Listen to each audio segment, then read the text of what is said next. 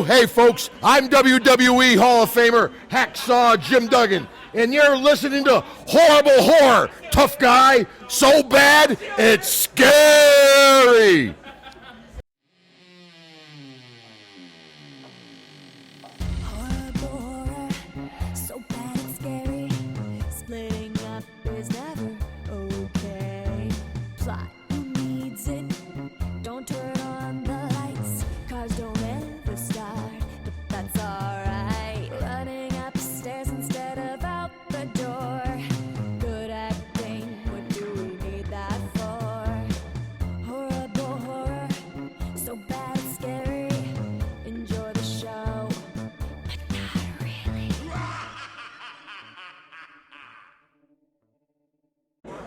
What's up, Moon Goons? Welcome to the next episode of Horrible Horror, the podcast where we watch the worst of the worst in horror movies. Movies so bad they're scary. I'm your host, Marshall Hampton.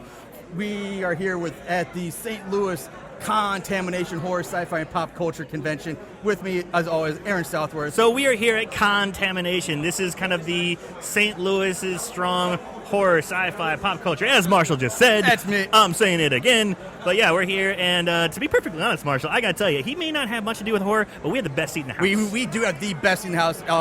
You guys can eat the heart out, because, you know what, Aaron, you can take the reveal on this one. Okay, well, I'll tell you what, we have the best seat in the house, and I'll tell you why. You just heard him, ladies and gentlemen. You just heard him with the intro. We have Hacksaw Jim Duggan right across from us. Goddamn, I'm a little kid going insane. My 8-year-old self is going fucking bonkers. Yeah, my 8-year-old's got like a boner in his pants right now. Easy, Tiger. Easy. Hacksaw's all man. Hacksaw is all man. He would chew you up and spit you out. Tough guy. I am not a tough guy compared to him. So this week, we are here recording this live. To rip it out from Aaron. Live. There it is. And we did Sleepaway Camp 2, Unhappy Campers. This movie was released August 26, 1988. It's a basic hour, 80 minutes, 80-minute movie. You can find it on Amazon and iTunes. It's written by Michael A. Simpson, directed by Fritz Gordon. That's a heck of a name, Fritz. I like the name Fritz. It's very German. It is very German. Fritz. Austrian, German, that kind of, yeah. So Fritz. The cast is kind of interesting. Obviously, kind of the big names is Pamela Springsteen, who took over for Felissa Rose, plays Angela. She only has 15 credits as an actor, but because she gave up acting to pursue her career as a photographer. But she's famous because she's Bruce Springsteen's sister. That's her big claim to fame. I had no idea. Yeah, I had no idea. Bruce That's Springsteen's all news sister. to me. And she was a photographer for several of his album covers, including Lucky Town. And she also had bit parts in Fast Times at Ridgemont High and Family Ties. Did she do the iconic Born in the USA cover, where it's just Bruce Springsteen's butt in blue jeans and a baseball cap hanging out the back with the American flag in the background? As far as I know, I don't think so. Goddamn. Probably guys said she did Lucky Town. I guess I imagine she was just like, you know what, I'm not going to take a picture of my brother's ass. Yeah, maybe. So maybe that's why she didn't do that one. The other people that are worth noting are, I'll come back to these two, but we have Walter Gatto, who plays Uncle John in this movie. This guy has done it all. I am amazed. I can just tell by his voice, this guy has been, he's done some iconic stuff. He's got 168 credits. He died in 1997, but he did some amazing work. And just listen to this resume. The Spy Who Loved Me, From Russia with Love, Octopussy, Moonraker, The Boys from Brazil, The African Queen, people. I know most of our listeners have probably never heard of that, but that is a Humphrey Bogart, Katharine Hepburn. Yeah. Classic movie. Mm-hmm. He also appeared on X-Files, Tales from the Crypt, Puppet Master 3, MacGyver, Freddy's Nightmare, Star Trek. The way he enunciates words, his delivery, I mean, he's got a very small role in this movie, but he commands the presence. Yeah. He's got a very commanding presence. He's good. And then we have Valerie Hartman, who plays Allie, who's kind of the slutty girl in this movie. And there goes Hacksaw. There goes Hacksaw. The funny thing about Allie is that she came back and worked on Sleepaway Camp 3, but she went from an actress to an assistant to the director or writer and the raccoon wrangler. Hey, there you go. So she had a big fall from grace. She does it all. She puts her fingers in all kinds of pies. And you can see her in Sleepaway Camp 4, the weird hybrid movie as in archives footage. And the last person I'll mention in the cast is Renee Estevez, who plays Molly. She has 45 credits to her name, 43 episodes of West Wing. She was in Heathers. She auditioned, Love Heathers. She auditioned for the role of Rennie in Friday the 13th, Jason Takes Manhattan, but lost out to Jensen Daggett. And her big thing is she's the daughter of Martin Sheen, so she's sister to Charlie Sheen and Emilio Estevez. Ooh, she's a Sheen. She's a Sheen, or an Estevez. Wait, what's her last name? Estevez. Oh, okay, so she's the Estevez. She's the Estevez's. The Shinefeses. I can't do it. All right, so jumping into Sleepaway Camp 2, we open with this group of campers and counters sitting around a campfire in the woods, telling ghost stories, scary stories, whatever. And this leads to one of the campers, Phoebe, telling the story of the events that occurred during the first Sleepaway Camp movie. So she's kind of retelling the events. And during this, her telling of the story, she gets interrupted by Angela, who is now a counselor at Camp Rolling Hills, where this takes place. And Angela is all about the rules and being good and a good camper. Yeah. So she's like the stick in the mud. Yeah, she is. And so she's like, hey, get back to the cabin. You broke the... You're out after dark. Yeah. You're with the boys. You're breaking the rules. Yeah. So Phoebe's like, well, I don't want to. But she's really not doing anything wrong. She's just talking. Yeah, she's not too bad. But on the way back, she whines a little bit about being caught. It's like, hey, I didn't really do anything wrong. You're overreacting. Because she's talking about sending her home. Yeah. And Angela says that, you're being a bad camper. I might have to send you home. And then they kind of split up for a minute, and then she comes back and just bashes Phoebe over the head with a giant log. They separate, you get no inkling of actual malice or anger. And this is what makes it so kind of fucking creepy, is that she's just like, a little hissy tiff. I didn't do anything wrong. You know what you did wrong. Okay. Next thing you know, bam! Yeah. Branch to the side of the head. And it's such a great effect because it hits her in the side of the head and she goes, oh! You can tell she's stunned. Yeah. And then blood just trickles down and she goes, it's not trickle. I mean, it's just like smack with blood. I guess whatever foam piece they used looked really good because it looked like she got fucking bludgeoned with a log. Yeah. So after she is beaten to death with a log, Angela bends down and cuts her tongue out for using bad language. She falls down dead. She's dead. She's got her tongue hanging out, and she goes, this is what you get for using bad language. And she takes out her camping knife and cuts off her tongue, and that's how we start. That is how we start. Now we go into opening credits, and the next morning, Angela wakes up her group of girls in the cabin.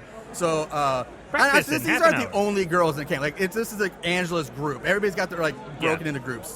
So they're not the only girls, but it's Angela's this is what group. we focus on, is Angela's group. There's about 10 of them. Yes, here we are. This is where we have Allie the slut, who spends more time in this movie naked or topless than she does with her clothes on. Right. Molly, the good girl, who kind of looks like a very young Jennifer Aniston to me. Kind of, yeah, I can see it. We have Mare, who's kind of Allie's sidekick. Demi, the black girl who talks way too much in this movie. Then Leah, she's the camp-loving goody-goody who tells on everyone. And then we have Brooke and Jody, who are the weed-loving sisters. Yes. So they have a name. What's their name? The Shite Sisters. Shite Sisters, but they call them the Shit Sisters. Yeah. And then Phoebe was part of this group, obviously, but she's now She just got bludgeoned. So the girls notice that Phoebe and all of her stuff are gone. And Angela's like, hey, I had to send her home for breaking the rules.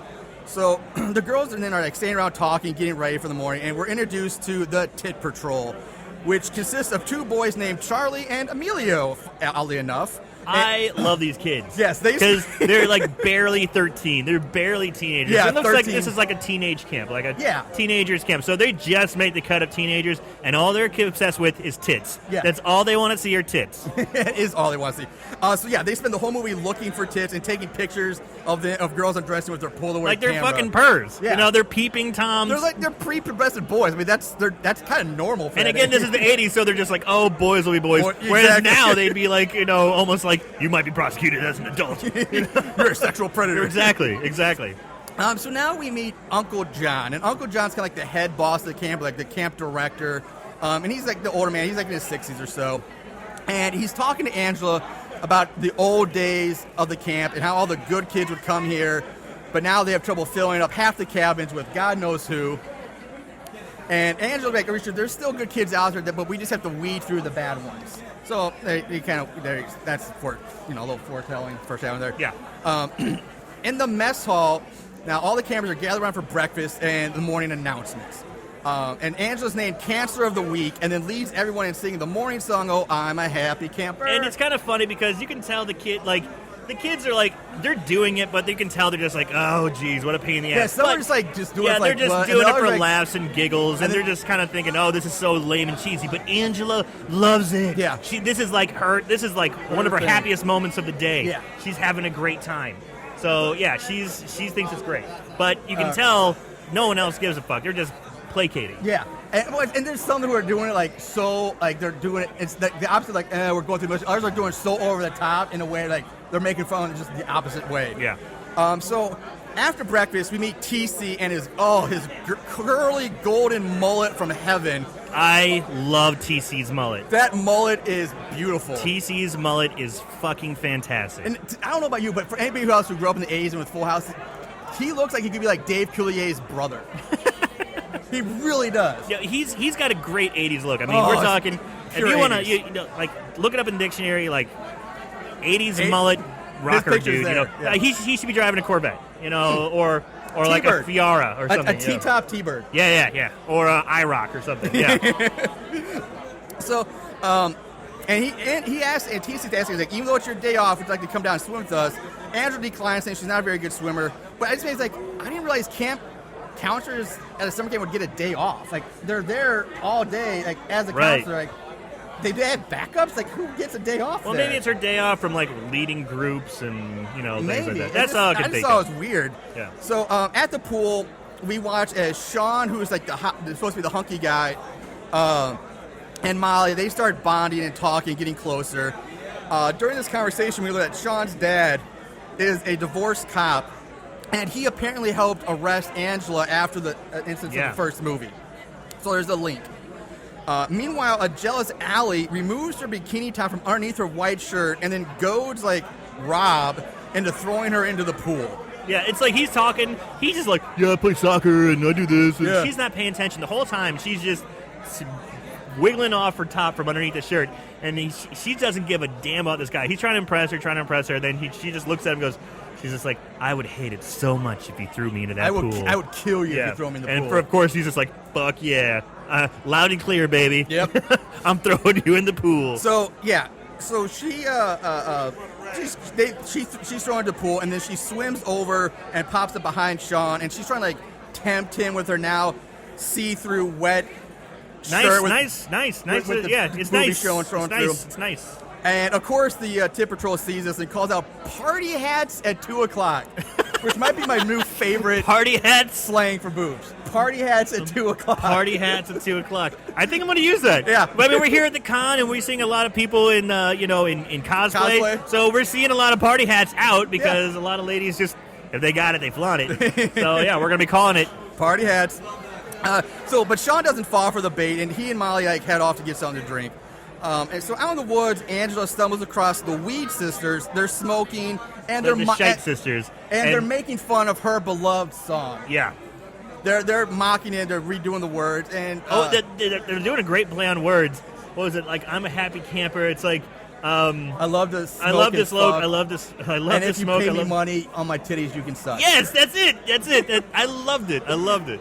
So time passes, and I assume it's now the morning because we see the flag being raised.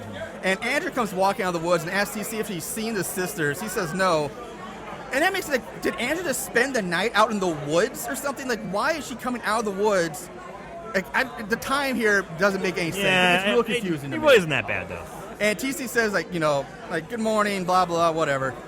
And he tells her that the sisters were not at breakfast, and neither was this guy named Ralph. So we don't know who he is. But Angela hears that, she storms off. So back in the woods, she's walking around. She finds her quarry. She finds the sisters, and one's blacked out. One's passed out on a wall, hardcore. like with an empty liquor bottle in her hand, while the other one... She's partying fucking hard. Yeah, while the other one is making out with Ralph on the ground. Yeah. So Angela interrupts them and sends Ralph running off. And she's like, get out of here. Yeah. The one sister like, just drunkenly giggles and her drunken highness. She's like, hi, and then just passes out. Yeah, just she's so fucked up. She could... I don't know how much longer she could sustain the making out. Exactly. I thought the same thing. Like, if that's how you were making out, like, you were going to pass out, like, anyway during that. Yeah. So she wakes up and finds herself tied to, like, a metal grill that sits over on cinder blocks above a fire pit. Like an outside, like a barbecue fire pit kind of thing. Yeah. Just like old school. Mm-hmm. And Angela's staying over, and when she sits up, she comes face to face with the burnt and charred skeletal remains of her sister. Now, to be technical, these remains are so burnt and gone. Yeah. It would take hours to achieve that. So either Angela's handy with a flame, or she's been barbecuing this bitch for hours. Or she dropped like an incinerator grenade on her. Just Jesus Christ. So she pours gasoline over the other sister, saying, it's one thing to screw up your own life, but you also screw up your sister's. Let this be a lesson to you. Say no to drugs. And then Angela lights a match, flicks it onto the sister, and she erupts into flames, burns to death, screaming, while Angela just stands there and smiles and glee. Yeah, it's pretty awesome. So we cut to the sounds of a girl screaming, and what looks like a pool of blood, but it pans up just to reveal it's a girl who spilt red paint, right? Yeah. And she's whining. She's like, and this is a girl I call a Sloop John B girl, because she's whining about how much she hates and she wants to go home. Yeah. Why won't they let her go home? Yeah. Why won't you let me go home? I want to go home. So, which is exactly what happens. They send her home. They finally come to it. They're like, all right, we'll take you home. Yeah, we see her mom picks her up. She's loading the car. They drive off. And then this is when Angela tells Uncle John that she also had to send the sisters home as well for doing drugs and fornicating with boys. And he offers her a can of beer, but again, Angela, being the stick in the mud, says, no thanks, I don't drink. Right. So she is like uptight. She plays by the rules, does nothing wrong, except for, slaughter people. Yeah, that's her vice. That's her vice. Some people smoke, some people drink. Angela, she likes to kill. That's her thing. Yeah, that's her vice. So later that night in the girls' cabin, Angela tells her cameras that cameras about sending the sisters home, and then she leaves for a counselor meeting. And while she's gone, the boys decide, TC's group of boys, that is, decide to do a little panty raid on the girls. They bust into the cabin. I love this classic panty raid. Yeah. A whirlwind of chaos, and grab as many bras and panties as they can. Allie jumps on one of the boys' back, and this is when Angela returns from the world's shortest and fastest meeting I have ever seen in my life. Yeah, she's gone for maybe a minute? 3 minutes. Yeah, and comes back. And maybe some of our listeners don't know what panty raid is, but this is something that I think kind of died off in the 90s. Yeah, it's like, but like even in the 60s and 70s and 80s, like it started dying off. 99, when I was in college, my freshman year in college, we did. You guys did a panty raid? We on a sorority house, yeah. Wow. When I was a pledge, we did a panty raid. So you basically burst into where all the girls are staying, and just in a crazy amount of chaos, you burst in and go for their underwear. You don't really focus on the girls. You're just trying to steal their underwear. Yeah. And they fight. And it's flirty and it's panty raid. Whatever. That's what it. Yeah, was it fun? Did you enjoy the panty raid? Yeah. I mean, it was a sorority house, so of course we did. Now, question: Did anything come from the panty raid? Did you hook up with a girl later that night? Did you have to give her back her panties? No, I did not hook up with anybody that night because that was during my hell week. So we were busy with other things. Didn't have a chance to hook up. Getting spanked and we basically went in, had sex with goats. We went in, did our thing, and we left. We had a little bit of time to talk and joke around, but we basically were in and out for the most part. In and out, huh? Oh, hey, Bazinga! Hey. Where was it? So yeah, she tells him that Andrew comes in and says Uncle John's going to hear about this. The boys run off except for Sean, who stays behind and says that they weren't doing anything wrong, just having a little fun. And then he gives Molly a kiss on the cheek, and then he leaves. So the girls then decide to get the boys back by stealing their jock straps, which again made me scratch my head because who takes jock straps to summer camp? Yeah, another thing is there's not a football team on a road trip. Who does that? You wear a jock strap when you're doing intense sport to keep your boys close to your body. Or you're at your camp. Right. Yeah. You wear at camp. You're not wearing a jock strap. However, it's still kind of funny because one of the girls running around with it in her head. Yeah. She ended up doing that. And so, now we cut the girls right in the boys' cabin. TC catches them in the act, but he don't give a shit. He's like, call me when it's over, and goes back to bed.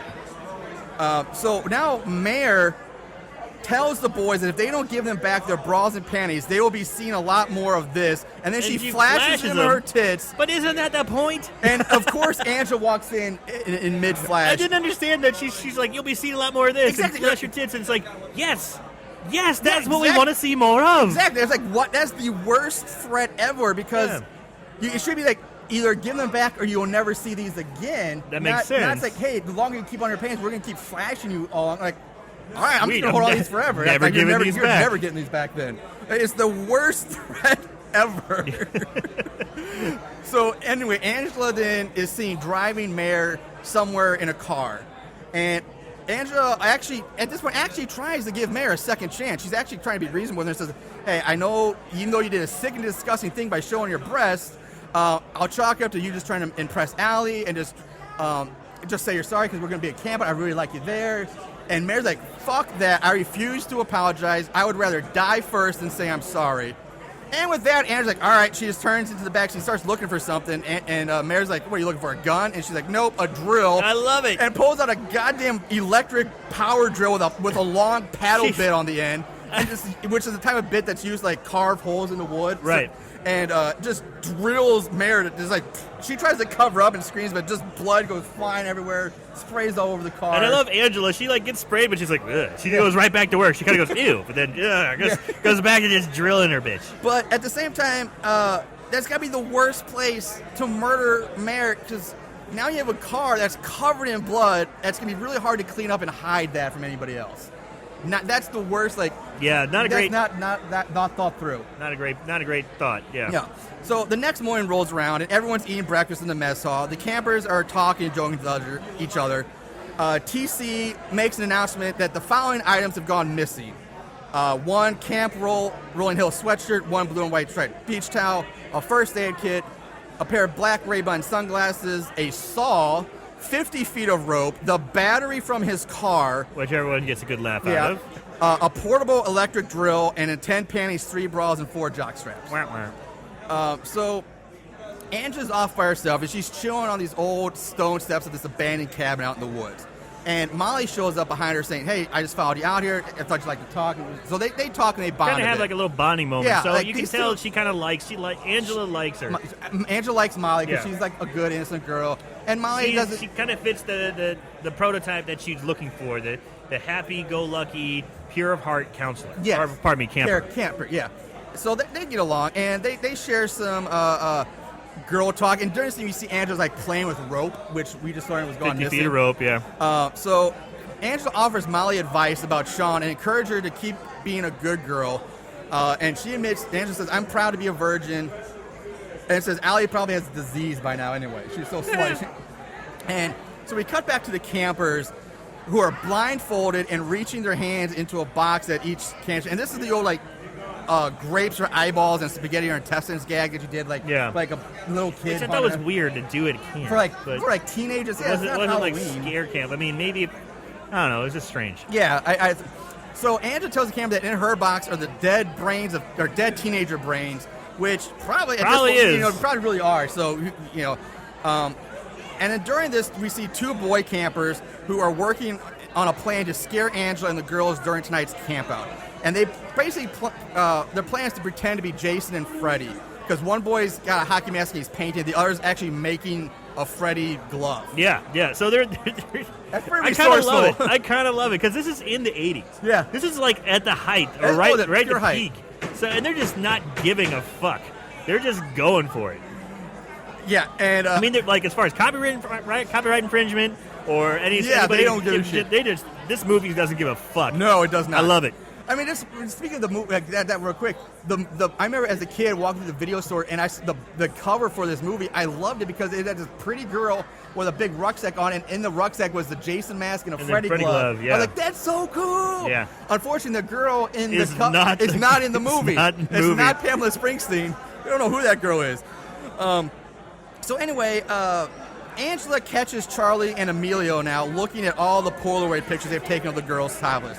And she forced them to hand over the pictures. Give it to me. Hand them over. And notice that there's one of her undressing as well. And I just got to say, I don't know. I think it's Emilio in this scene, but I love his reactions to this. I do, too. Because Charlie's like, he's not doing a really good job acting. But Emilio, his reactions are awesome. He's just like, shit. He goes, the other guy goes, was Angela's photos in there, too? He goes, yeah. He goes, shit.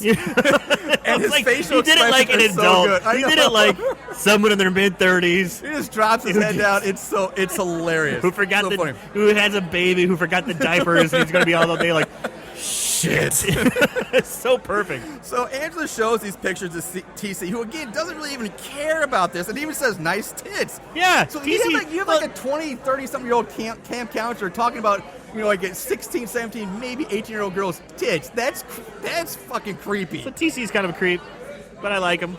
Yeah. It was also the 80s. He's just like, whatever. Boys will be boys. That's kind of attitude he's kind of. He's just like, look, boys will be boys. I'll talk to him, but he doesn't seem too concerned. Yeah, he does eventually. I'll handle it. Blah blah whatever. And Angela says they should. Angela of course says like, well, they should be sent home. But TC's like, no, that's not happening. You're overreacting. So more time passes, and we see the boy with the Freddy glove getting ready to go scare the girls, and he's putting on makeup and like gluing prosthetics to his face and trying to look more like a burned Freddy, complete with a fedora. Yeah, and the glove. And the glove. The guy, he does a pretty good job. For, I guess, like, basically if he's gluing, like, red-colored, like, paper towels to your face or whatever it was. He did pretty good for the materials materials for what he he has at has. camp. Pretty resourceful kid. I just want to know where the hell he got all that from. Like, that means he came to camp with a fedora and the glove. And how do you make these? makeup. How do you fashion these knives? I know. It's like for the fingers. Exactly. You know? Where do you get the razor blades Yeah. from? So again, god damn, maybe we need some TSA experts to people going into camp. Right. So all I gotta say, 80s. You know. Yeah, exactly. So we join the girls now, sitting around a campfire. They're talking. They mentioned that Angela had to go back because she forgot her pillow. So that sets up Angela for not being there, for why she's not around. So now the boy dressed as Freddy. He's crawling around looking for the glove, which apparently he already lost in the woods. He dropped the glove somewhere. And the boy, Jason boy, shows up saying, hey, I'm going to go take a piss. If you're not ready by the time I get back, I'm leaving without you. Yeah. So Freddy then is still crawling around on the ground, and he comes to a log, and he sees someone's arm with his glove on it, kind of like laying over the and he the thinks leg. it's Jason. Yeah. He thinks it's the Jason. He thinks kid. it's his friend. The arm waves him over, and he's like, hey, where'd you find it? And then suddenly the hand just slashes the razor, like claws or whatever, across the Freddy kid's neck, and he just bleeds out right there and dies. Pretty long death scene. Yeah, it is a pretty long death scene. He kind of hammed it up for a kid. But it's pretty good. He's like, this is my one shot, and I got to make it big. Make this one count. He does it. He hams it up. So now we go to the Jason kid. He's walking through the woods, calling out for Freddy. And here you have to love, again, only in the 80s. You gotta love the 80s because he yells out, hey, faggot, where are you? When he said that, I was just like, you just can't get away with that today. And the funny thing is, when I was watching it, because when I was doing my notes, I had the subtitles on, so it's actually spelled out on the subtitles at the same time. It's just like it just kind of sends a little shock to you, like, whoa. Yeah, you know, you would never hear that in a movie nowadays. He's saying it with love. He's saying it with love, you know. So like it'd be me saying, "Hey, dumbass, where you at?" You know, but he's going straight up F-bomb. He's dropping the F-bomb. He's straight up faggot. So now we find out that Freddy's kid, his name's Anthony. We learned his name's Anthony. And Jason hears a twig snap, and he heads off to check it out. Now, standing behind him is Angela, now dressed like Leatherface, complete with the chainsaw and wearing, I think, Freddy kid's face on her face. So she carved his kid's face off. I'm guessing using the Freddy glove and carved it off. Wearing it like Leatherface does. So she's basically a, impromptu Leatherface, complete with chainsaw. Complete with chainsaw. This is so cool. So Jason kid thinks it's play. He's like, oh, that's my friend. It's playtime. And so he starts to have a sword fight. He takes his machete to sword fight. He walks over to him chainsaw. like, hey man, because he thinks it's his friend. He starts with a chainsaw and he's like, I think we're just gonna jack around. I'm sorry, even if that was my friend, that's the worst idea. Let's have a sword fight with a chainsaw. That is, she revs it and it's starting, it's rolling. It's and he's got a dinky little machete. He's like, all right, let's fence or something. Like, good God. And so he's thinking they're playing, and she goes right for him and puts a huge gash in his leg. She knocks the chainsaw out like immediately, just takes it away, and then just gashes his leg real bad. He falls to the ground. Realizes it's not playtime. And he finally realizes something's not right. It's a bit too late because she's staying over him, and she just plunges the chainsaw straight down. And then she says, sorry, once I start a task, I always finish. Which, that line I thought was just kind of odd and seemed forced. Yeah. I didn't like it. Yeah. So we go back to the girls around the campfire, and Angela walks up with them, still dressed as Leatherface, and she gives the girls a little scare, and they all laugh and go, well, Angela, I guess you scared the boys away. And she's like, yeah, you don't have to worry about them anymore. And one of the girls, I think it was Leah or Demi, one of the girls takes the boy's face off of her and tosses it. So that means she grabbed the dead boy's face off of Angela and just tossed it away like, yeah, like she did it really fast, so I guess you wouldn't notice. But yeah, it's still that scene like, damn, that's if she knew what she was doing, I think she'd be traumatized. Yeah. So Leah then tells Angela that Allie had to leave because she was having cramps. So Angela goes out to find Allie, and this takes us to like the large community bathroom building where we find Allie and one of the older, I think it's Rob again. They're making out. And they're stripping down as Allie's getting dragged across the bathroom to the stall where he begins to give her cunnilingus. And Aggressively. Oh my god, this robing scene, they're going at it hard. It's just showing their legs. They're pulling each other's pants off, and then they go into the bathroom stall, and she's grabbing his head, kind of like a guy would do, push your head down, and he's trying to get back up to kiss her. She's like, no, bitch, get back down there. Get back down there. They're like bouncing around this bathroom stall. I mean, it's like she's really wanting that pussy to get eaten. Yeah, she. Pardon my French, but damn. So Angela shows up. She's knocking on the bathroom door, which is locked. And Allie and Rob, I think, quickly start getting dressed. The boy hides in the stalls. Allie unlocks the door and talks to Angela. Angela questions her about the cramps because she brings up like, oh, didn't you have cramps last week? Apparently she has cramps a lot. Yeah, that's her go-to. She gets laid a lot. So one thing I did notice in this scene that I don't remember from the 80s, but apparently you could buy Comet in a six-pack. I thought that was kind sweet. Of, Bulk store, yeah. Yeah, Comet in a six-pack. And I also know that for the sake of filming this, the bathroom floor had to be clean. But if this was real life, I would never, ever be barefoot in a public community bathroom, ever, nor would I be on my hands and knees. That's just the most... Plus, it's a disgusting summer camp bathroom, so the heat would be like... Stop. No, I don't believe you. At an age where you're nothing but boners and hormones, and some girl who's pretty hot is wanting you to really get down really bad, dude, you'd be crawling around on that floor. You'd be going down on her, hands and knees. I don't think I can put my hands, now because you can afford a hotel room. That's disgusting. but and the heat when you're 17, 18, the smell no way. That's like the worst. That's like the sex in like the sauna of death spa. Like that'd be one of the worst places to ever have. This is too hot. So anyway, the next day, Allie confronts Molly, who tells like, "Hey, stop pretending like you like me. I know you hate her just like as much as I hate you." But she's like, "Hey, have you screwed Sean yet?" And she's like, "Well, don't worry, because he's a lousy lay anyway." And she also says something along the lines of like, "Try not to go running to Angela, but maybe if I'm lucky, the dyke will send me home too." So this takes us to Molly, who's sitting on her bed in the cabin crying. Angela, of course, comes in. They talk. Molly asks Angela, "Hey, don't say anything to Allie so I don't get, reamed or anything." Yeah. Cut to Allie now just fucking a guy in the wood. Just straight up pound town in the woods. On top, riding, going to town. And it sounds like she is a power top. She is a power top. She is going at it. And so as soon as she finishes... She's like, thanks. Hey, you don't have AIDS or anything, do you? No. All right, later. AIDS or anything, dude. Sweet. And she just walks off. And the guy's like, oh, I got used, but fuck it. Who cares?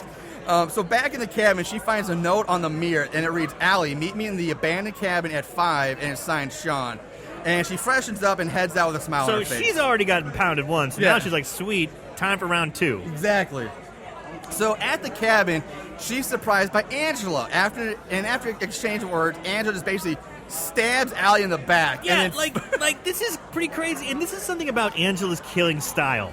She's a small girl. Yeah. She's not very big, but she also kills like a small girl, which I kind of like. She doesn't like Hulk out and use her incredible get strong. She has like weak little stabs, but still, if you got a knife and it's going to go into your back really easily. Yeah. And it shows her like stabbing her twice, just quick choppy stabs, but it would work. It would work. Yeah. And so then after she stabs Allie, she forces her into a large outhouse that has to be by the cabin. Yeah, it's a huge outhouse and throws her into the outhouse and with head first. So, and then in the outhouse, she shoves Allie's head into the toilet, and we actually have that clip, so I'm actually going to play that scene for you so you can just hear and just how disgusting this is. So enjoy this. Get in the toilet. What's down there? Answer me. Shit. That's right. One of your favorite words. Well, if you mind if I borrow it for a moment? You've been a shitty friend and a shitty camper. What else is down there? Answer me. You pissed away your good looks and God-given talent your whole life and turned it into nothing but a cynical, dirty-mouthed waste of flesh. What else is down there? Well, then I guess you're just gonna have to climb in and find out.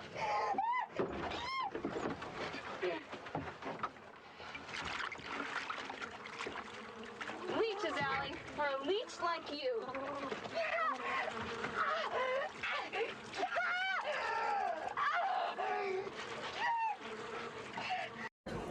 So yeah, at that point, if they can't heard, like Allie is like she is forced into like the shithole of the outhouse, and Angela just keeps like smashing her down or smushing down with like this large tree branch. She's trying to get out. She's got leeches stuck to her face. She's covered in shit and piss. Yeah.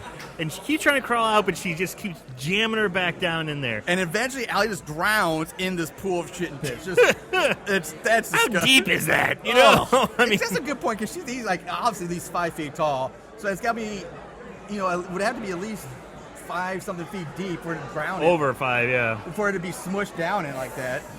But yeah, so anyway, it's disgusting. And once she's dead, Angela says, you should have been the first to go, and she just walks away. Yeah, she did not like her. No. And so back at the camp, the rest of the campers are hanging out in one of the main buildings where there's like a little snack bar, and they're just playing cards. And Sean and Molly, like I said, they're playing cards. And then the guy Allie banged in the woods, who I think his name's Rob, comes up and says, hey, have you seen Allie? They're like, no. Molly gets up to go get a soda. And the guy tells Sean that he's been thinking a lot about the killings that happened at the other camp back from the events of Sleepaway Camp 1. And so Sean then says like, hey, listen, she's not dead. If anything, she's probably off screwing the cook or something like that. And he keeps asking, and then he's like asking about Judd and Anthony. So those guys are Freddie and Jason. And he says, they're probably out on a beer run or something. I'm like, really? Because for beer runs, they're like 14 or 15 years old. Well, I do remember going to liquor stores and hanging outside. Excuse me, sir, can you buy me a 40 of Old But E? again, they're at a summer camp. They can't drive. So that means like maybe TC or an order. Like, who would drive like 2 14-year-old kids to a liquor store to get committed. beer? They're committed. Oh, this is the worst like camp. Yeah, so it's a bad. Like, if you want to send your kids to a camp where there is no rules, apparently this is the one to go to. Yeah. And so Sean mentioned that he was actually supposed to go to Camp Arawak the year that all the killings happened, but his father couldn't afford it at the time. So that's why he was, that's like, oh my God, I could have been killed. I could have been one of them. And he says he can't remember the name of the killer. Went by as a girl, but he went by Peter Baker as a boy and was dubbed the Angel of Death because he only killed bad people.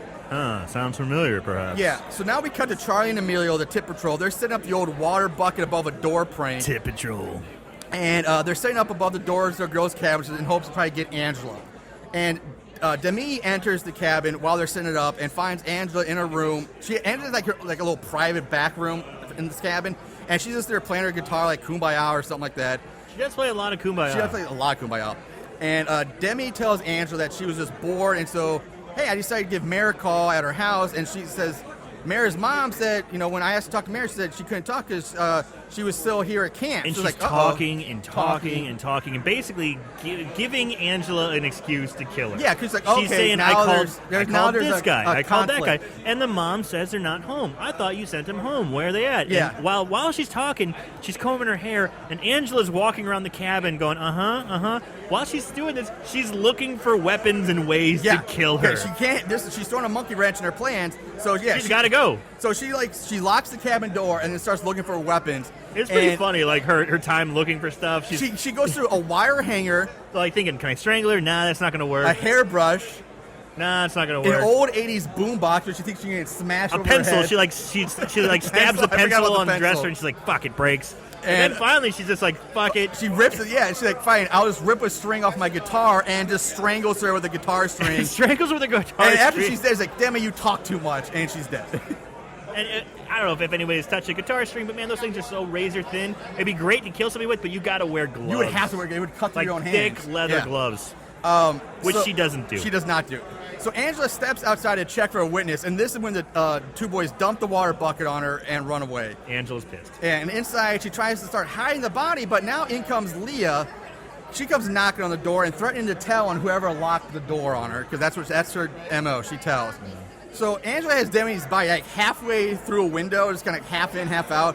When Leah manages to open the door, Angela hides, waits for Leah to get close, and then once she does, Angela springs out from her hiding place with a knife raised. Leah's like, what did I do? I didn't do anything. And she's like, no, but you're going to tell. And then just stabs her repeatedly in the chest. So she is the good girl, but she's kind of going back on her morals, or kind of going back on her it's ideas. not so much her morals. It's like, I think if Leah Leah would be the guy, if she didn't walk in there, she would have lived. She wouldn't have been killed. But she's like, Right. you walked in, you're wrong place, wrong time. I had to hear you, or I will get caught. You know? But it's funny because she doesn't seem too upset by it, though. No. You know, like, you think that she'd be upset by killing someone that who fits her idea of the perfect camper. Right. But there's no remorse, there's no regret. She's a pure psychopath. Exactly. Yeah, she totally is. Yeah. Totally is. So now we cut to Sean and Maya, who are just hugging outside the girls' cabin while we hear Angela singing more Kumbaya inside. So we don't know how much time passes here, but like, it was enough time because next time we see Angela, she's taking a shower, her hair's wet, and Molly comes in. Everybody's gone. Everyone's gone, and she's like, "What the fuck?" She's like, "It's just me and you." And then she reaches out and like touches her face. Yeah, it's a little weird. It's kind of creepy. And she's like, and Angela's dressed like a grandmother in this scene, like really like straight up like my grandmother would have worn this outfit. And she's like, "We're the only two left, but no worry, we'll still have fun, the two of us." And now we jump ahead to Angela sleeping and she's dreaming, and we see flashbacks throughout the whole movie. And they replay like all the killing scenes along with a few other various camp And it's like scenes. it's funny because they're showing the scene where she's singing the camp song, and they do it in slow motion. It's pretty funny. It's pretty funny. And I don't know if it's supposed to be funny, but it's it pretty turned funny. out to be funny. So the next morning, Uncle John fires Angela for sending all the girls home, and TC there's too, and like he's like laying into Angela because I guess he just doesn't like her because she's too much of a stick in the mud. Yeah. So Angela leaves the office. She goes to her cabin. She's kind of she's upset for being fired. Molly finds Angela crying, and Angela tells her that she was just fired and that Diane will be her new counselor. So Angela tells Molly that she needs to be by herself for a while, and she leaves. So Angela goes off on her own, and this is when things could have been avoided. Yeah, this could have been. Molly could have just left it alone and been And just fine. been like that. So it goes. You need some time alone. So be it. So Molly then goes to get Sean to ask him for help, so the two of them can go like try to cheer up Angela, and then the two of them head off to the abandoned cabin because that's where they know Angela's gonna be. So really quick, I just got a nod and a wink from Dirk Benedict, the guy who played Face on the A-Team. Love it. Awesome. So yeah, they reach the cabin and find Angela sitting on the fire pit, and Molly's like trying to cheer her up. She's talking to her, and in the back we see Sean lurking around the cabin, and he opens the cabin door, and then Angela springs like, "Don't go in there!" And inside, Sean finds the bodies of all the dead campers that Angela's killed, and they're all like placed and sit up around the cabin like they're there as guests. Yeah, they're just sitting in chairs but they're like along sitting the wall. in chairs. They're propped up, and they have like it looks like they're there to hang out. Yeah. But they're all dead. And the smell and the sight immediately makes Sean start gagging and vomiting. He starts throwing up. And they have the sound effect of flies, buzzing everywhere. Yeah. So Angela enters behind him and starts bashing him over the back and the head with another branch, knocking him out. Yeah. Molly then immediately enters. Angela grabs her and is like, "Listen, I don't want to hurt you." And meanwhile... You can tell she's trouble because actually both of these characters, both the boy and the girl, fit this mold. Well, not so much Sean, because Sean's a smart ass. He talks back. He talks back a little, but he follows all the rules. He doesn't fuck. He doesn't drink. He doesn't do anything. He likes the good girl. They get along, so he still kind of fits that mold. Yeah, I can see it. Meanwhile, Rob and the guy Allie banged, and TC tells TC that, hey, they all went up to the cabin. Yeah. So TC runs off to find them and tells Rob that he's going to kick Angela's ass. Which, again, that's kind of fucked up. Like, why would you go beat up a girl? Like, who cares? It's like, he's pissed. He's pissed, apparently. But so at the cabin, Sean and Molly they're tied up and gagged. Angela is like calmly talking to them, like nothing's wrong, nothing's happened, and he even starts to open a can of peas and like offer them food. And then we hear TC yelling outside looking for Angela! Angela! Angela! He's pissed. So he kicks down the door. Yeah. Now we see Angela pouring battery acid into a coffee mug. TC enters the cabin, sees the body, but doesn't get a chance to do anything because Angela tosses... As soon as he turns around, bam! Splash. Battery acid in the face. And it's obviously battery from his missing car battery. And his face immediately starts to burn and just melt off. Yeah. And he collapses on the floor and dies. And I mean, I don't know for certain, but I don't think battery acid works that way. I don't know either, but it will break down skin, it will cause damage, but it's not instant. But what's with the 80s and battery acid? Yeah. Like, this movie, it was a big thing. Oh, this battery acid movie. And then we saw it again in Prom Night 3. We saw battery acid used. Dude, battery acid is big like in the 80s. That's like the thing in the 80s. Battery acid. Yeah. Right on. So Angela then goes back to preparing food and like offers it to Molly and Sean. And now Sean realizes that Angela Baker is the angel of death who committed the murders at Camp Arawak. And this is the scene where the reveal about Angela and explaining things. So it's kind of worth listening to. So check this one out. Angela. Yes? You're Angela Baker, the angel of death. Should I call you Peter? My name is Angela Johnson. You're Angela Baker. You killed all those kids at Camp Arawak. I've been Angela Johnson for 4 years.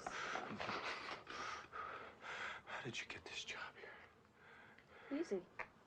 I've got great recommendations from doctors, psychiatrists, even clergymen. I did my time. 2 years of therapy, electroshock, plus every kind of pill you ever heard of, plus an operation. I'm completely cured. If I wasn't, they wouldn't have let me out. How do you know so much about me? My dad's a cop. He hoped to arrest you. Oh, you should have heard him the day you got out. It's too bad. Wait till he hears what's happened to you. All right, now at this point, then Sean says, you should have heard him, referring to his father, you should have heard him the day you got out. And then Angela just replies, oh, well, wait till he hears what's happened to you. And with that, Angela picks up like either an axe or a machete. It's hard to really see. I think it was an axe, which I thought it might have been Jason's machete. Okay, but yeah. I don't know. Yeah. And in one effortless swing, just cuts Sean's head clean off. Clean off. And time passes. Angela's like babying Molly. She's like wiping blood off her face, and she's trying to feed her again. Yeah, she's trying to talk. She's like being really nice to she's her. like, you haven't eaten all day. Yeah. Aren't you hungry? And she tells Molly that Sean wasn't good enough for her. And speaking of the devil, look who's on TV. And Andrew kind of revealed that to show Molly that Sean's head is now sitting in an old broken TV. Which is perfect. Yeah. So Angela leaves to go do some errands for some reason, and then leaves Molly tied up alone. And once she's gone, Molly's like starts struggling, and she's attempting to free herself. And meanwhile, Angela's dragging the body of some guy whose name's Matt. We have no idea who this kid is. Never seen this guy but before. It's another dead camper. Like, never seen him before. Just some guy she killed, and she's dragging him back to the cabin. Molly manages to free herself, hits Angela over the back with another log. And this is something I liked. She hit her with the log, and then she kept hitting her. She did. She hit her like 2 or 3 times. Yeah, she kept hitting her, so she's like, okay, time to go. Now, and then she takes like a little the idea pocket knife from her and runs out. I like the idea of finishing him off, but I still like the fact that she did hit her a couple times. Yeah. But anyway, Molly gets Angela gets almost up immediately. She's not out long. She gets up, she gives chase. And she catches up with Molly, grabs her from behind a tree. They struggle for the knife. Molly cuts Angela across the thigh. Molly stabs her in the leg, it's and Molly just kind of laughs flash, she runs it off. Walk it off. Yeah, Angela doesn't really slow her down. Yeah. And she gives chase again, shouting out that, listen, I don't want to hurt you. I just want to be friends and blah, blah, blah. Now, Molly gets cornered, kind of like on this little ledge above some rocks, and Angela's slowly approaching her. It's like, come on, calm down, give me the knife, it's okay. And Molly backs up a little too far. She falls a few feet to the rocks below, where she hits her head. On more rocks. Angela leaves her for dead after saying, if it's any consolation, you almost made it. Yeah. Now, at this point, Angela legitimately does seem saddened and upset by Molly's death. Right. She does. She didn't want. You can really tell she didn't want Molly. Right. To get hurt or die or anything like that. So Angela then heads back to the main camp. Night has fallen, and back at camp we spot Diane, who she finds Charlie and Emilio looking through another cabin window like that's their MO, and she approaches the 2 boys, and when she reaches out to touch them, she finds that they've been killed and then tied, like propped up to look like they're looking into this window. Right. I mean, you can see like their hands are like tied and like nailed to like the wall. I love it because it's like, okay, boys, come on. Titty Patrol. Titty Patrol, let's go. Calm down. Quit peeping Tommen. Yeah.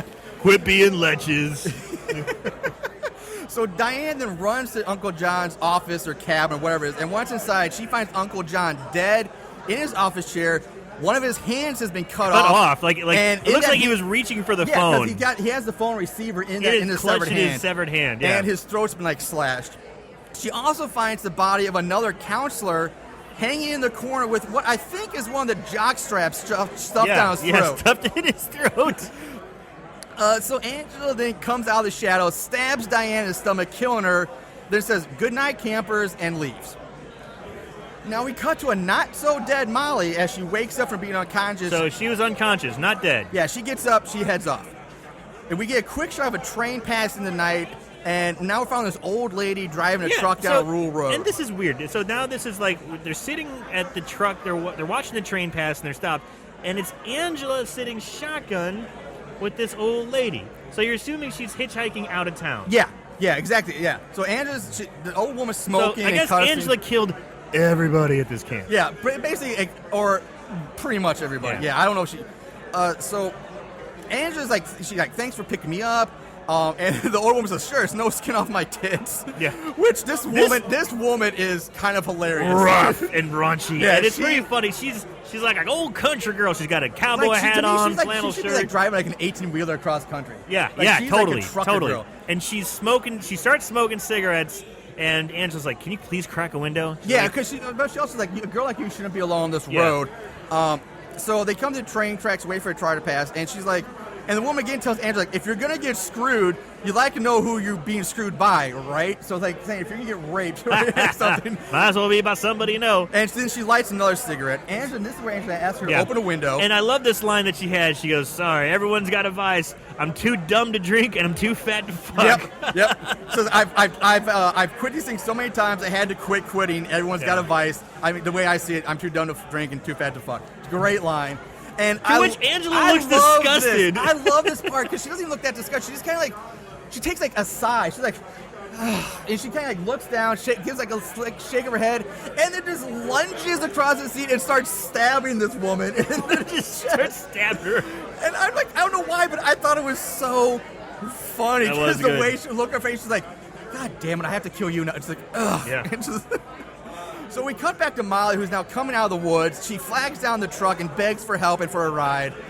And, of course, Angela, who's now wearing the woman's cowboy hat, sticks her head out the window and says, "Howdy, partner." Yeah, she seems just like, "Howdy, partner." She's all happy and now smiley. Now we get this choppy, zoom. It's like a freeze-frame zoom. Chunk. And it zooms into Molly's eyes, freeze-frame. There's a scream, roll credits. Now, so that's Sleepaway Camp 2. Near the end of the credits, after the part where it lists all the music in the movie, there's a line that actually reads, "Thank you for reading the credits." I'm like, "Oh, that's very nice of them. I've never seen that in a movie before." I didn't read the credits. And then after the credits, there's a hidden scene, but really it's just the shot of Angela saying "Good night, campers" after she kills Diane. They put that back in there. Yeah. So now before we get into favorite kill, I want to talk about something because we don't really know what Molly's fate is because it's freeze frame. So most people can assume she dies. She gets killed. But here's what I like to think. Here's my theory on what happens to Molly. Going deep. My theory is that they end up becoming friends. They become friends, and they go on a Thelma and Louise type road trip across the country. Okay. And it becomes kind of like a sitcom because Molly has to stop Angela from killing people all the time, but she's not always successful with that. And then when she catches Angela killing, she just shakes her head and then puts on her best Tony Danza voice, who's like, "Angela!" And they both laugh and giggle, and then they move on to the next town. You just want to do Tony Danza voice. No, that's my theory. I would love to see that happen. No, you just want to do Tony Angela. Shut up. That's my... Don't question my... I called you out. I got you. I nailed you, I'm going to bitch. stab you with this pen. No, it won't work. It won't work. It's already been tested. You need something more substantial. Yeah. So I still like my theory that they go on a crazy road trip. So anyway, with that said, let's go on to our favorite kills. There can be only one favorite kill. All right, Aaron, what is your favorite kill of Sleepaway Camp 2. I gotta say, my favorite kill is when she puts I forget her name, the girl into the toilet. Allie. And when she puts Allie in there, she stabs her a couple times, so she's weakened, and that makes sense. She's able to give her a great line, and everyone knows that fucking bitch that you just hate, that you want to just slowly kill and torture in some way, shape, or form. Right. And this is executed just about perfectly. Exactly. What a great way to kill that stinky, crappy little stuck-up hoe. It's so good. I guess that was going to be my favorite kill too, because it is an awesome scene. Yeah. But I'm actually going with one that was very low key. But I'm going with the very last kill of the old lady in the cowboy hat. It's pretty good. Because I love how the way Andrew's just takes that sigh, shakes her head, and just lunges and kills her out and over. Yeah, it's not spectacular. It's just funny. It's just funny. Yeah. I actually laughed at that. So that's definitely my favorite kill of this movie. All right. After that, let's move into the odds and the ends. All right. Not only did they watch these films, they researched them too. Ugh, what is wrong with these guys? So the ratings for this, IMDb gives it a 5.8 out of 10. Rotten Tomatoes, 29% on the thermometer. See, there you go, thermometer. Seems low. Yeah, there you go. But with a 41% audience score. Still seems kind of low. I thought so too. Because we're here at the con and we mentioned to people, hey, we're doing Sleepaway Camp 2. And we're getting great reactions. Everyone's like, man, I love that movie. Yeah. There's maybe one or two haven't heard of it. But most people, when we say we're doing Sleepaway Camp 2, people are like giddy. Yeah. And then Amazon, 3.8 out of 5. Plot keywords, again, there's a lot. I wrote down one. And panty raid? Dude, the panty lovers always come out. They came out hard for this movie. They come out for this movie. It is blue panties, pink panties, and panties. Jesus. 3 different types. What about jock straps? Any jock strap lovers out there? It might have been on there. Then we have face and head in toilet. Mullet haircut. Plenty of those. Bloody body of child and double child murder are plot keywords in this movie. I guess the Titty Brothers. Yeah. Titty and even scene. the Jason and Freddy guys, they're not that old. They're not that old. They're like 15, 16. Trivia, there's some decent trivia for this, some kind of interesting one. Now, for some of us who grew up in the 80s and listened to this podcast, you might have picked up on this pattern and kind of figured this out already. But the characters are all named after actors associated with quintessential 80s movies, predominantly members of the Brat Pack. Molly Ringwald, Yeah. Sean Penn, Ali Sheedy, TC's Tom Cruise. Ooh, nice. Uncle John Hughes, Mayor Wingingham, Rob Lowe, Demi Moore, Leah Thompson, Brooke Shields, Jodie Foster, Anthony Malcolm Hall, Judd Nelson, Charlie Sheen, Phoebe Katz, Emilio Estevez, and Diane Lane. You fucking read that off like a champ. Yeah. I got to give you credit. Mad props on Thank that you. one, buddy. Good job. Felissa Rose was asked to return as Angela Baker, and she did do a reading for the part, but she didn't quite click with the comedic one-liners they were trying to go for in this movie, and she was also preparing to attend college at the time, so she was going away to school. Career, Sleepaway Camp 2, should have done Sleepaway Camp 2. Because you came back and you started acting again and you did a bad job. So now this movie was shot, according to this, the information about was shot back-to-back at the very same location as the sequel, Sleepaway Camp 3, which both finished in 6 weeks. So they just filmed them all. It's kind of like a Lord of the Rings thing. Wow. Where they just shot all the movies at once and then just released them separately. That's awesome. Yeah. Cashing in, using the most of your equipment and everything. So the sex scene between Allie and Rob was, again, with the actress Valerie Hartman, and an extra, because the guy playing Rob, Terry Hobbs, was only a minor at the time of filming. So what a great day to be an extra. We need you in here. Guess what? You're going to get ridden by a woman topless, and she's going to make it, she's a power top. You're going to enjoy this. Yeah. And the filming was shot at Waco, Georgia, at a YMCA campground formerly known to the locals as Camp Waco. It's now private property. Most of the buildings used in the film are now gone, but the restroom, the abandoned cabinet, and the swimming pool are the only things remaining. Cool. So you can go in that restroom. You can go in that restroom, Marshall, and crawl around that floor and get laid. Yeah, great. Because I know you're into it. Yeah, I can get some kind of disease of who knows what. You'll probably get Pseudomonas or Klebsiella. Thank you, Mr. I'm learning all about diseases, guys. All right, and that brings us to this week's budget game. Oh, shit, we got it. We got the budget game. Let me hear it. They spent how much? The budget game. All right, Aaron, what is your guess for this week's budget? What year was this filmed again? 87? 88. 88. Okay, 88. There's a bunch of minors. You usually don't get paid a lot. You do have that sweet old man, Uncle John, but this is like one of his last. You got a damn Sheen in this movie. You got an Estevez. You do have an Estevez, yeah. And a Springsteen. But I mean, it's cheap filming because you're in a camp. Yeah. The only thing you're really paying for is effects. 80s money. I'm gonna go 85,000. I was pulling for you. I was really pulling for you this week. Damn it. You came in way under though. Under. Budget $465,000. Holy shit! Yep. $465,000. I'm so bad at this. Well, you know what? The editing was good. The camera work was good. I should have thought more about it. I need to kind of go back and start. I used to be good. I used to be okay. I started off slow, got better, and now you're in a slump. I'm like really in a bad slump. Yeah. So, yeah, 465. Okay. Moving on to 5-star reviews. Is this your guilty pleasure? 5-star reviews. Now, there were quite a bit, and I wrote down some good ones.